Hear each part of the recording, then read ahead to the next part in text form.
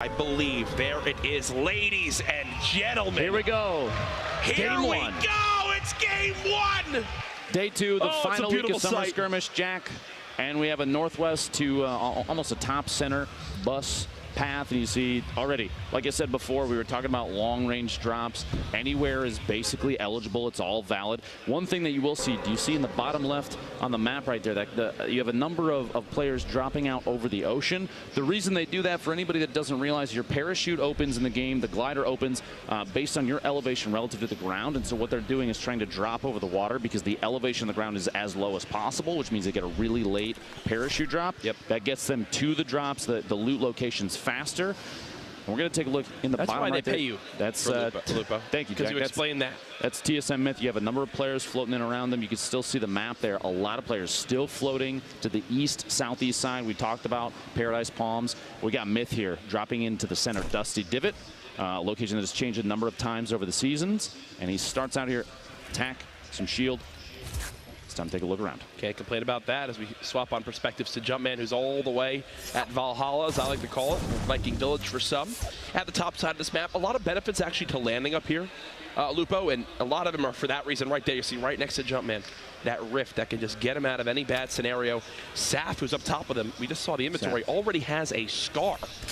So if this man gets into any sort of a ranged battle, I think it's going to spell disaster. It's going to be tough. Jumpman does have the hunting rifle, which you won't see a whole lot of late game from a majority of players, but unless they're feeling very adventurous. Typically, late game in competitive matches turns into like a very CQC fight. But Eriko taking Double down with a single shot there. A couple of these players, they're going to be names that you will see again, because if they played in the heats and made it into the qualifiers but did not get into the grand finals on Monday, they're given the opportunity to jump back in and push through heat again if they have the chance. You get here early enough. Exactly. You get here early enough, go for it, I think is the thought process there. But it looks like Jumpman will be getting into this engagement with Saf, who's just above him, using that high ground. No player having any shields, but I would say the inventory has to favor Saf here. The scar, the blue pump. He's got a hunting rifle as well. Not a lot of materials, though, Lupo, to work with. No shield for either of those players, and they're going to try and a little bit of explosive play here to see if they can bump one another out from any sort of any cover they're in underneath. Trying to rotate around Saf, trying to get a smack in so we can get one more until he's out. He cannot build now, which means an engagement is forced. The trap play, and Saf goes down. Jumpman. This is from the lower side of the map at Flush Factory. There's Nazgul with the quick pump shotgun shots to eliminate his opponent. The crowd gets a little bit behind him there. You'll love to see it. Now swapping on over to the complete, eastern side of the map. Jay Cuddy taking out King with the tack shotgun, gray or not. Look at the reaction of the camera. Okay, I'm getting a feel for this. That great tack, if you're close enough, if you're accurate enough, effectiveness is there. You just have to hit your shots, and now, we saw right there. That's not the storm. That's the low gravity zone. By Fatal that's currently in play. This was happened because of the cube that's been rolling around. Quick little swap for Marshmalele to get that elim. No materials really left, but 200 HP. You got to be feeling pretty confident there. Storm Tiger, name seen online before. Going to go ahead and loop this chest just outside Tilted. I believe I saw it just on the feed. Liquid Poach was just eliminated, a name that we were discussing earlier, which is that's a big one to have go down when there's still 80 players, just under 80 players remaining in the game. But you have to remember, 3 more matches after this one. Saint is eliminated, someone we watched yesterday that was not able to make it to the grand finals just yet, but Storm Tiger took him out there. Out of materials, 7 and 5, and that's it. It hopes to grab a little bit, enough for one build. Wow. 5 HP. Oh my goodness! The timing. He's got to try to make something happen. Hit the sniper shot. 1 medal, 1 HP.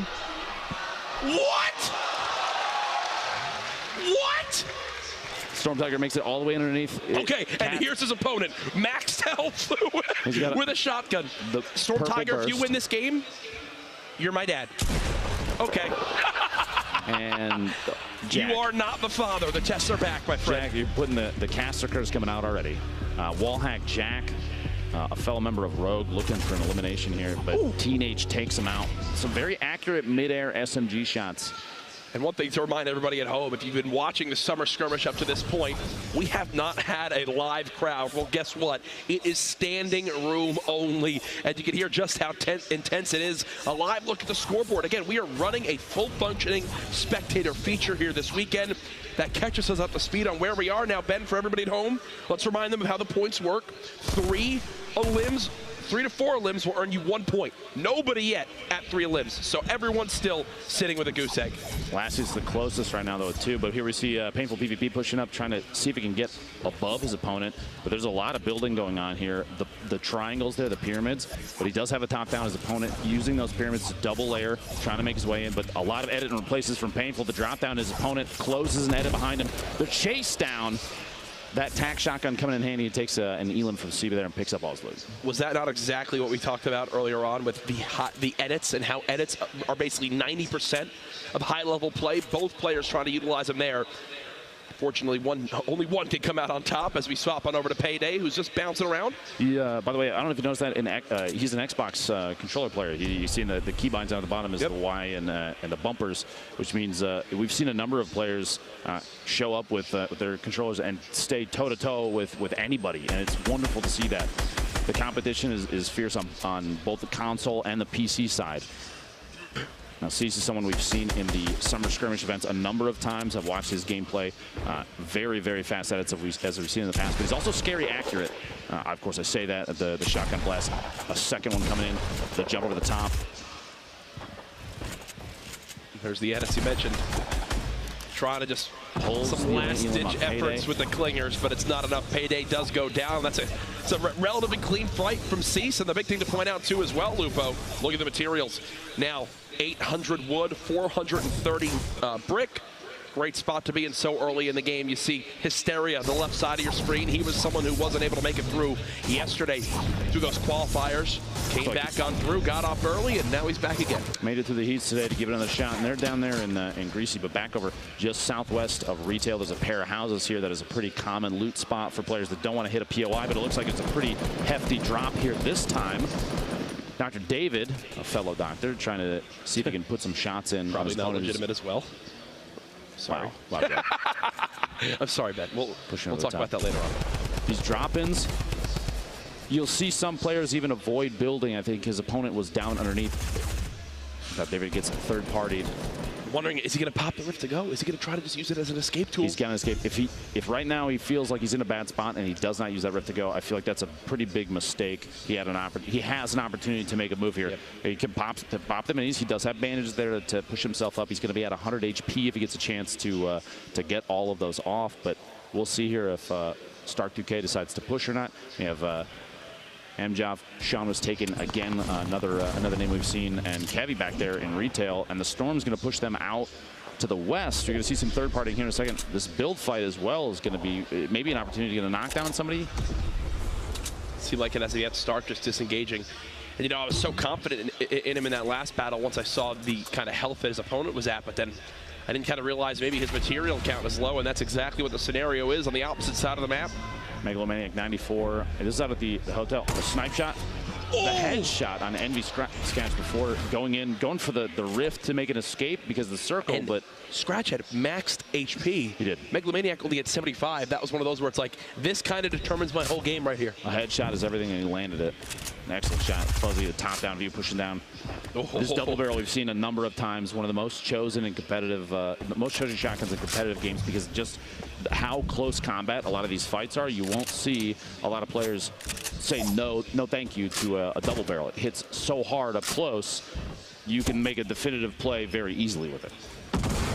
Right now, Fuzzy seems like he's not too confident in the engagement he finds himself in, just looking for maybe a reset in this fight. Quick little picture in the top right as you see Fuzzy just kind of jump out of frame saying, nope, not this time around, pal. The top right there, like you said, Jack, is kind of, it was almost a cross-section of what was happening around Fuzzy as he was backing away, just so players can see the layers, the number of the angles, the ramps that get placed during these engagements. And you have to watch for every angle possible because his opponent could have pushed up, built up a little bit, and gotten the top-down view through one of those ramps and taken a shot on Fuzzy as he was backing out, but he was lucky enough that they did not do that. He's taking his opportunity to farm up a little bit and build up another material buffer. Cub Smiles, this is another player I think we saw yesterday. Make it a move away. A lot of intelligent disengaging, a lot of defensive building that is excellent to see in competitive matches, because a lot of players see building most of the time as an aggressive way to play, pushing up on your opponents. But right now, even right here, he might potentially edit that once it finishes, so he can peek through the structure and see if his opponent is pushing. And this zone, you just heard that kind of noise, means, hey, it's about to push, slowly beginning to close on it. And this is actually a very, very awkward zone. You see it, half of the zone is the water. So no one will be there. How does that maybe change these scenarios, Dr. Lupo? Because we talk about gatekeeping all the time, but I feel like you've only got about 60% of that zone that's even in play.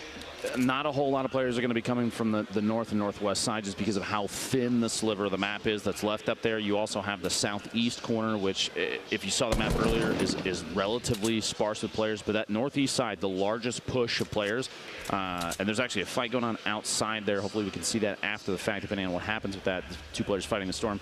But there's going to be a big wave of people coming into the river, which is extremely exposed too. If I were in a position northeast side of Shifty Shafts, I'd build a 1x1 up there. If I had a scope, they are especially, or even just something I could tap fire with, take advantage of the third-party situations, especially right now. Oh, most certainly. As we continue to watch, Cub Smiles is setting up right now, swapping it over to Lenane as he's got some remote explosives in hands, considering maybe dropping some on in there, but realizing, hey, that would probably cause some danger close splash damage to me as well. So maybe not my best play as of yet.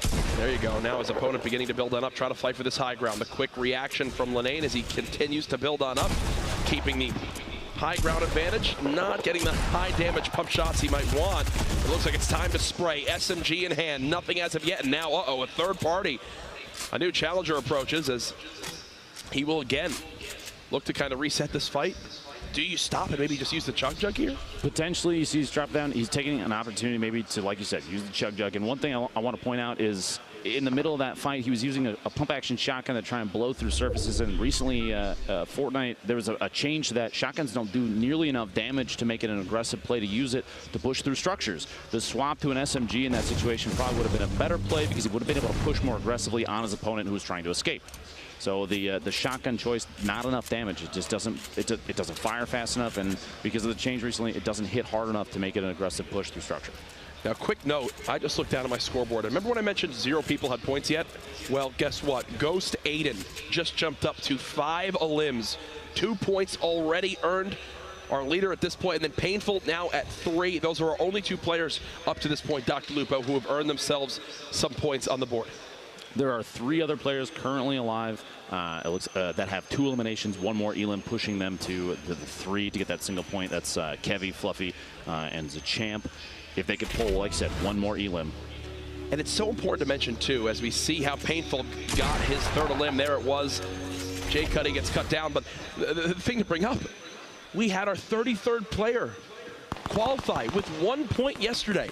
Aiden with 5 elims already has 2. This is just the beginning of game number 1 of the 4 we'll play.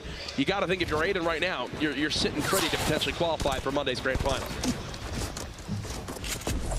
The southeast side, you hear that launch pad at this point. Shivsy might want to keep his eyes up. An opponent launch padded either away. Painful, you see right there, and there it is. Flying his way out. That engagement probably a good one to back out of. Painful saw a number of different opponents coming in and saying, no, now's not the time for this. The cube coming into play, the zone closing right on it towards it. I'm so happy to see it. I want to see how it affects things. Right through, he's watching. He's going to C4 out and drop the player in. You saw him directly above. Tries to make some fancy plays happen. There's the quick build as well. Trying to protect from the 3rd party that's peeking on in. Still 200 HP from Lenane. 0 elims to this point, so playing a little bit more of a passive game. Trying to use those audio cues, listen for where this player could be. I think he's got him spotted in the brick, and here comes more remote explosives. No!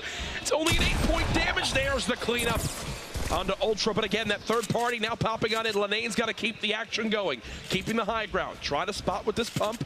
Only 24 more for wood. Thankfully, a ton of brick to use. Quick little peek. Cheeky. The high ground secured again with the ramp. drops that wall to block as well to be able to re-secure with that floor, and just like that, Lenane has chipped away some damage, Lupo, while keeping the high ground. Lenane actually showed a really important skill that a lot of competitive players have utilized.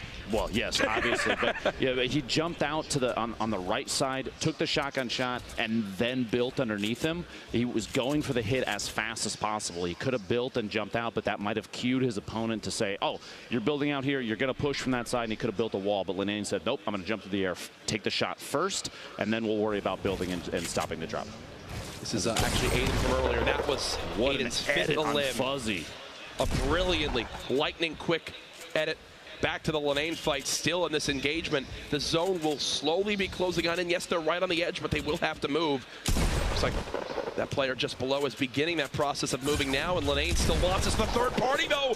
This could spell disaster. Only 13 HP, and that storm's going to hit for a lot as it closes on in, Lupo. Magnum Cade knows he's got someone just below, and there it is. Peekaboo. Lenane will have to wait for game 2. Well, Lenane actually... Jack, he was on my flight, my second flight here. I was actually not expecting that. No, it's fun fact. And this is his first time flying out of the country to come down here to Seattle to play in the Summer Skirmish. Okay, Aiden has 7 limbs. 7 limbs, and there's still 32 left. We're about to have to add a whole new point category for this guy. Playing on controller. This kid's an absolute beast. He's already got 3 points. We're at the point now where he might have to, he can play a little slower. He doesn't necessarily have to play for eliminations now because he's capped the number of points that he can get from elims. Yep. Now, that being said, don't forget, tiebreakers, one of the biggest pieces. Yeah, Victory Royales determine it first, but you're not going to see a lot of those, so eliminations count for everything. He could play slower, and 7 is a lot to sit on for this Courage. Right. Yesterday, we didn't see very many players hitting even double digits over the course of 4 games, so 7 is huge. Here's a little replay from earlier on as Rogue 00 Flower. A little bit of a battle. Shotgun shot there. Gets tendons during the rotation. He's got a minute here. That storm is going to start impacting gameplay decisions, though. Sean, you see the low gravity. Floating. Yep, they're close enough to the cube. This thing is really changing up how some players are maneuvering and maybe even throwing them off. The expectation to drop faster while you're jumping and trying to throw snipers and tap fire from ARs from a distance off, it might make it tougher because you're not necessarily moving in a way that you're used to. Now here's the leaderboard as we were talking about earlier. 3 other players hit 3 eliminations. That means 3 people have a single point apiece. But Painful PvP, the only one of those 3 that's still alive. Plus Aiden sitting pretty at 7 up top. Back to the game now. Sean was taken, hiding, healing. Greasy Grove. One of my favorite areas on the map. You see that low gravity zone ending just outside that area. Players beginning to push on in. Aiden has made the move. So last we saw, Aiden was on the far side of the zone, had to make something happen. Well, he has. Still 31 players left. You can see the entire zone on this mini-map. Shows just how kind of slow played some of these guys are taking this to try to stay alive for that top 10. Now you can see Aiden kind of sneaking around. I think he may have heard movement from the player above. You have to remember, even a weapon swap, you can hear that audio cue, and so wheels up top, if there's change weapons at any point while Aiden's been in here, he will have heard him. You can hear the footsteps. There's movement happening. He knows there are people around him. He's looking for more fights. This is the next zone. Is the first zone that will be, one of the full rotations that'll have to happen. It's half out of play. Tempo actually just got knocked out of this game by Cease. So I gotta say, this might be some of the most aggressive. Right in the middle of a rotation, Aiden just says, you know what, I'm just gonna go for it. I've got a player trapped outside, put himself in a 1-by-1, and he's making moves. Look at these speed builds, turbo building, spinning around, placing walls. He's made it into the next zone again, out of metal, but still 1,500 plus materials to use to his name. Over to Levake, trying to edit on down. Player just above, a little bit of an awkward spot for him to be in.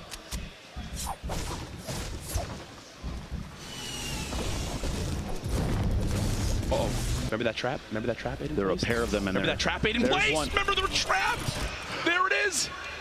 But it wasn't Aiden. Bowman SC was the second trap, the one closer to the front door. You see the border around the traps tell you whether or not they're yours or not. And we saw when Aiden put one down, there was a second trap with a yellow border on there. There's an opponent. I thought he was walking into Aiden's. Imagine that would have been his 8th limb. My goodness. Magnum Cade. One of the few players I think that I've seen thus far holding on to a bolt action this late in the game. And it's funny to say late in the game. I shouldn't have said anything, but Chuck Nass, the shotgun play there. But this late in the game, there's 26 players remaining, and this is the first circle move. This is where the people on the east and south side, forced engagements are going to happen. Joystick in general going to run into each other. Bowman actually going down there in the southwest to Shivsy. Kevy taking out Stark Duque in the rotation in, but gets third partied by Sean is taken. Oh, and Sean just got a free launch pad placed right below him from an enemy, so he's going to use that to maneuver quickly towards the opposite side of the zone. Cease now building up to the high ground too. You see Hysteria still alive, Marksman still alive, Ghost Bizzle still in this. Those are some of the bigger names in competitive Fortnite. Still fighting in these last 22 spots in game 1. Now Velo Cody maybe pulling the first time I've ever seen somebody bunker up in the basement of Durburger. Usually a pretty common loot spot, but sticking yourself down in the basement, it could be rough. You're kind of bottlenecking everyone above you, because obviously you can't mine out through the floor. Maiden pulling almost another Elim. Looks like there were 3 players in there because he took the shot, didn't get the Elim. And Vide, who got the Elim on his opponent, gets the follow-up. There you go. An excellent PBs there. But crowd getting behind Aiden, it seems like. Absolutely. Should be proud. 3 points already. Yeah, definitely our leader up to this point, but back to the action. Zone will close soon. Remote explosives in the hand of Sean. He's got 3 limbs, so 1 point for him earned so far. Looking for that quick little third-party peek. Does a little bit of damage. He's closest to this next zone. And Lupo, well, why is this the best positioning as we move towards this next one? He's in a great spot because at this point, the remainder of the players, they're going to have to move the furthest. Now, his structure just got shot down a little bit on the left side, but he can third party. He can watch for rotations. He has a purple AR, which is excellent at doing a ton of damage mid-rotation. You have a really good moderate range weapon. Joystick dropping down the shotgun blast and then switches to that literally almost down to the last bullet of his gray SMG to get that elimination. And look at this. The southwest corner is going to be a nightmare for everybody trying to move right now. This is where the Storm just begins to farm. Sean looking on down. He's got all the height he could ever want. Someone now beginning to challenge this high ground. It looks like he'll prioritize him for the moment. And wow, Alpha just got shredded. 35-35, 70. We'll see it in game 2, pal. Sean moves a little bit closer. Now down to just 11. Remember, top 10 earn a point. Hysteria, no! Hysteria versus Ghost Bizzle, and that puts him out of 11th. That means Hysteria was 1 limb. If he gets that limb, he earns himself a point. Instead, he'll end game 1 on a goose egg. Now the next circle you see in the top, Courage, is going to be rough for pretty much everyone. Not a whole lot of building was done between here and the north side past Greasy Grove, which means this is going to be an open area move. A lot of players are going to get caught rotating and maybe even run out of materials. We saw yesterday, I asked you about the building over the top, the layers that they're building to kind of create themselves cover while they move on the ground. And with nobody else out here, no other structure, everyone will be exposed, especially if you run out of materials. Yeah, Sean is just farming from up top. He's down to just metal, but here you go. Beginning of the move. Oh, goodness. Taking shots, shooting down at Ghost Bizzle. See some painful running into each other. A player from Tempo having to move simultaneously. Look at the layers here. He's going for it all right now. He's going for it all right now, getting a little bit lower, not to take some crazy fall damage. Cease with 1. Chino now spectating as well. He's been eliminated. You see Sicarios is trying to build with whatever materials he has left. There you go. Builds a little 1 by 1. 1 player close, only 4 in total remaining. Now, if you make it to the top 3, Lupo, you earn another point. Everyone knows that. Nobody wants to be the next one to drop right here. Skyros, you could hear someone else is popping a shield very close by. That'll tell you there's a lot of players stacked on top of each other. Is that still Sean up top? I believe it is. Oh, nobody wants to rotate. Nobody wants to move. And I don't blame them because the next placement is, like you said, it's an increase in points. It's going to create slower play from these really competitive players. They know that placement right now is everything. Ladies and gentlemen, our top 4 here. The zone about to move. Everything we've seen will culminate in these final moments. Ghost Bizzle, one of the biggest names online of the summer skirmish up to this point, trying to bounce around, trying to see exactly where he can spot an opponent. The Storm slowly inching forward, everyone within just 1 or 2 walls of each other. It does not get more intense than this. Traps being placed, and now Lupo, this is it. This is the last move they've had to make. 24 seconds until the zone closes. And basically everyone's hand is forced. Now, Sean might still be in the best position, depending on the healing of the other players. He has 5 bandages, and healing through HP damage is huge. Someone's out of shields. Come out. Skyros goes down to Bizzle, top 3, which means these 3 players get 2 points apiece. That elim for Bizzle not only gave him top 3, but it gave him a 3rd elimination. Bizzle trying to strike down this opponent. It's not going to happen yet. So Bizzle has no healing, and he's only got 60 HP. He's got to force these fights. He's got to make something happen. He's looking to make it happen towards this low side, down to just 1 HP. Can he make the greatest play happen? I don't think Sean drops. Why would Sean ever drop? This He's elimination just will be die worth 2 points right now. Goes Bizzle. Good effort, my friend, but Sean knows there's the reason to force it. There it is. The shot in Sean. An excellent play. 6 eliminations. Oh, yeah. That's confidence. An excellent set of decision-making opportunities there. As he was up top, he rotated at the right times. He stayed above and in front of the next move for each circle. Goes Bizzle. He's like, all right, hey, you know what? His big role right there, yes, could he have tried to maybe get the Victor Royale? It would have been near impossible at that last moment on the bottom side of things. But the big thing for him was that elimination to get it from 4 to 3, but then also brings his elims from 2 to 3. So that one elim earned him 2 points. And again, we can't stress enough, people qualified with literally just 1 point across the 4 games yesterday. You got to be proud. Impressive stuff. I do believe we have ourselves some standings to take a look at to see exactly where things break down. And, well, it's no surprise. Sean at the top, 5 points already, 6 elims. Aiden, who you're mentioning, second, 7 elims and 3 points. Painful. Ghost Bizzle sees Joystick. A number of these players dropping a ton of eliminations, but you see even over on the right side, 14th Shido had 1 point total because he made it to top 10. No eliminations. You don't even have to engage people necessarily if you're in a bad position, because placement is also important. Top 10 gets you 1 point, and that could put you in the standings. Over to our top 32. Here you see, literally, it's just 1 elim right now, has people on the verge of being able to qualify after game 1. Obviously, still 3 more matches to go tonight. So I think that these guys will